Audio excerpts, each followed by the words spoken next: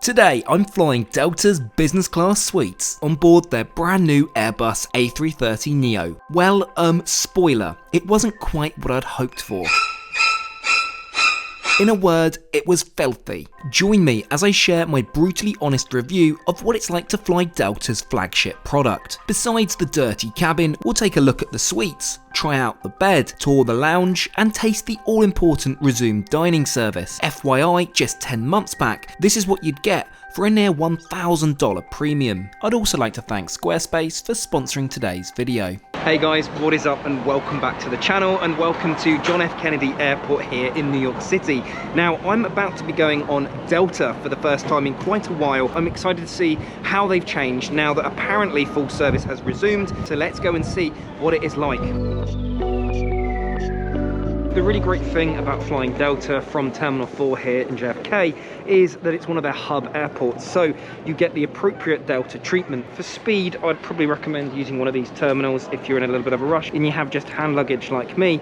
However, there is of course also a specific dedicated Sky Priority lane here, which you can use. So today I've actually checked in online and I've got a mobile boarding pass, so there's no need to go through this rigmarole now. I've got the fun time to go through TSA. You got a pre-check?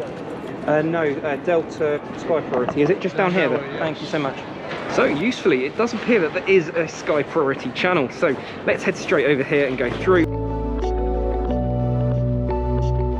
A few moments later.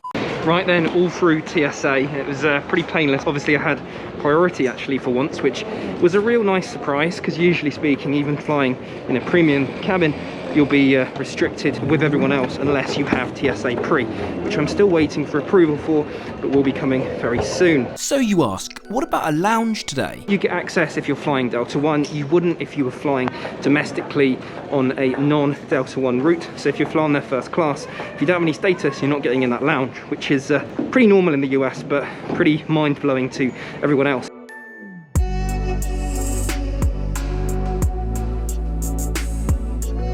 There is actually a tiny little quirk with the lounge access here. If you do have an American Express Platinum or Centurion, you do actually get access if you're flying on, say, economy or normal business. Oh, hi there. Access granted. Thank you so much.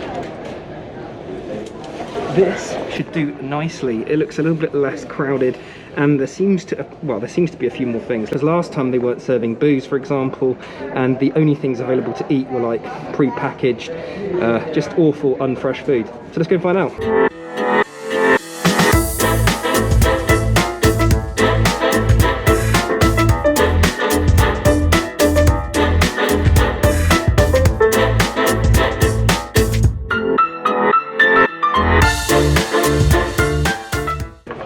New York favourite. It's alright, not too bad at all. Tastes fresh. Right, let's try this salad.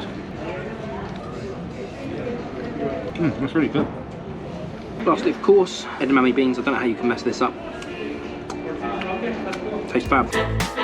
Finishing off the rest of my food and sipping away at my DC, I almost forget I actually have a flight to catch. Overall, especially considering what happens in the US usually for domestic travel, it's a tick in the box for me. Well done, Delta. Now, because I have indulged fully in the Delta Sky Club, it is now time to rush over to get on board. Boarding started a few minutes ago, so typical me, I'm in a bit of a rush. As we head over to the gate, what exactly are we flying today? Well, it's this gorgeous and brand new Airbus A330-900 Neo, delivered only recently to Delta. This bird arrived yesterday from Tel Aviv and operates their most premium routes. Just before we get on board, here's a quick word from today's video sponsor, Squarespace. Squarespace make it super easy for you to set up and host a website. And no, you don't have to know complicated coding. Squarespace really have this down, handling it all from your domain name through to the design, hosting, social media linking, and even your search engine optimization. The best bit is Squarespace offering you a free trial and 10% off your first purchase of a website or domain. Just head over to squarespace.com/TrekTrendy and use the coupon code TrekTrendy. Thanks again, Squarespace, for making this video possible. Thanks so much. That was a little bit more rushed than I would have liked, but I've only got myself to blame. What's really cool is this boarding gate allows you to get a really awesome view. I think it's quite unique to Terminal 4, this sort of style of boarding. We can see the plane that we're just about to go on, the A330-900 Neo, which is one of the newest planes in Delta's fleet, which of course features their new suites, which is why we're here today.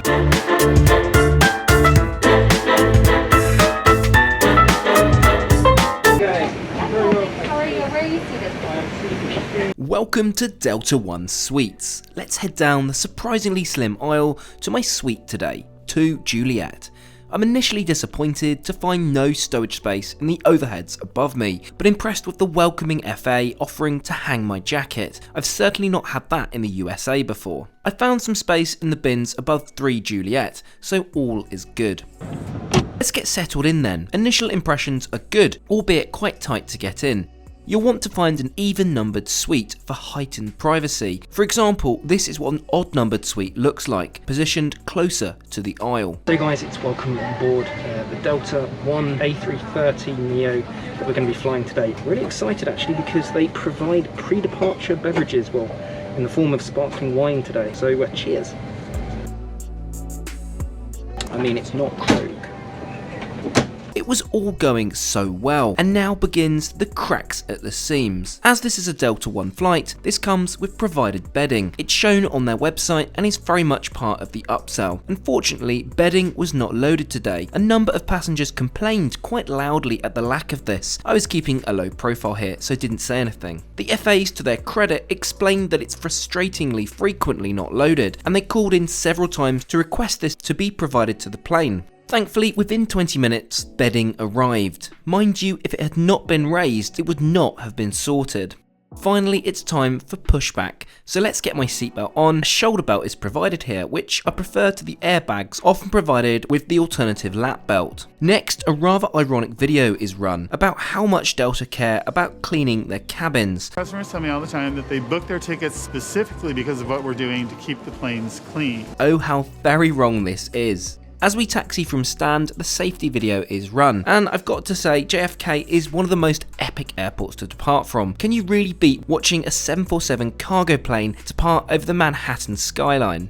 Okay, so back to reality. As I'm about to take another gulp of my pre-departure wine, I realise this suite is filthy. You can literally see mouldy crumbs. More on this when we're airborne. Finally, we make it to the runway and lift off into the New York evening sunshine. So what's our route today? We're flying from JFK all the way over to Seattle, taking 6.5 hours, covering nearly 4,000 kilometers. About 20 minutes after takeoff, the seatbelt sign is switched off. It's time to take a detailed look around this suite. Directly in front of me is a gorgeous Full HD screen. I use these largely for the in-flight display, but there's a generous selection of Hollywood blockbusters to keep you entertained. Directly under the TV is the cubby for your feet to stretch out in. It provides ample room without feeling too constrained. More about this when we get the suite turned into a bed. Over to your left is the armrest cum countertop, featuring seat controls along with a universal power outlet and USB charging point. There's also a lamp which is really only for ambience rather than reading, controlled as so.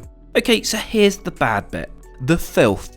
Opening my cubby for the IFE controls reveals a whole bunch of grime and dirt. This is a high touch area and is frankly just foul. Looking closer at the counter, it's got yet more mouldy crumbs all over the edges, but possibly the worst is where your cup holder is, complete with dirt and dark body hairs. Don't really want to think where they're from. In perhaps the worst segue, it's time to crack on with the in-flight meal. The tray table folds out from your left, and thank goodness it was clean, well at least it looked it.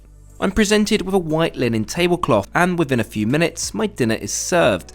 Delta promote pre-ordering, so I ordered the short rib at online check-in. Thankfully they're back to metal cutlery. Let's get stuck in then. First with my salad. It comes is what I think to be Thousand Island dressing. It tastes fresh, but nothing really to write home about. This was accompanied by what I think is called a biscuit. It's warm, quite oily, but very tasty. Right, let's tackle my short rib main. It's really delicious. The meat is succulent and full of flavour. The green beans were also cooked to perfection. Great work here, Delta. To finish, I enjoy the New York cheesecake, which is divine and one of the best desserts I've had on board for a while. In terms of catering then, Delta really have smashed it today. Just a shame at the back of my mind, I wonder at the cleanliness of the galleys, given the filth at my seat. Let's get that tray table folded away then. I make it loo review time, and my word, the filth continues. Let's get that door shut and take a look. Well, the first thing you notice, and granted this is a couple of hours into the flight, but it's a total mess in here, overflowing trash and waste strewn all over the floor. What I found most off-putting though is how sticky the floor is. I think it's best to get my hands washed, add to that overflowing trash, and get out of here. Okay, hopefully something better. Let's get that bed made up. As discussed earlier, thankfully I'm able to enjoy the bedding today, as I very nearly wasn't. This consists of a pillow and blanket, sadly no mattress topper. The party piece here, of course, is there's a closing door. Right, let's get in and try it for size. I'm not gonna lie, it's pretty cumbersome getting in here. The entrance to the suite is narrow, but then again, I'm not the most elegant. Closing the door whilst in your suite is also an ordeal. It doesn't quite close properly without a strong nudge. Quite a few other passengers had broken doors, so it's something to bear in mind. Personally, it doesn't bother me as the doors don't really offer that much in the way of privacy anyway. I enjoy a good couple of hours of kit and wake up in darkness. I'm offered a pre-arrival snack along with a drink, which is a nice touch, but I'm still rather full. It's not long before Seattle comes into view, signalling the end to our flight today. So overall then, it's a real shame today. The product itself and food service is solid, but the filthy cabin is really just embarrassing, given the fact Delta puts on how clean their planes are, and the fact this plane had been on the ground for 24 hours prior to departure. Would I fly them again? Yes, probably if the price was right, but given this is the second flight that's been filthy, I'm not confident in their cleanliness claims. What else could they have missed? Well guys, welcome to Seattle. A pretty mixed flight if I'm honest. I hope you enjoyed watching and coming along with me today. Do let me know as always what you thought in the comments below, and I'll catch you guys all again next week. Thanks once again to Squarespace for sponsoring today's video. Head to squarespace.com for a free trial, and when you're ready to launch, go to squarespace.com/trektrendy to save 10% off your first purchase of a website or domain.